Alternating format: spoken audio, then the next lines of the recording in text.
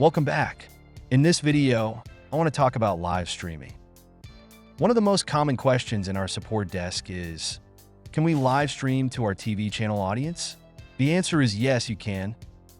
In this video, I'll show you how to add a live streaming feed for your channel. You need to have the same data you need for any video you want to add to your channel.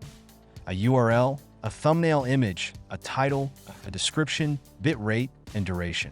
Don't forget to choose live stream as your media type. To add a live stream to your channel, fill in all the information in the content section as you do with any normal video. There are two things you cannot do or set up.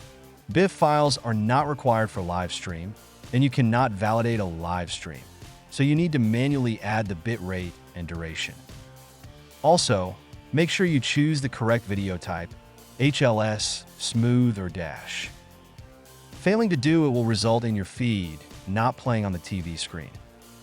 When you finish, click Save. You now have a live stream on your TV channel. I hope it wasn't too complicated.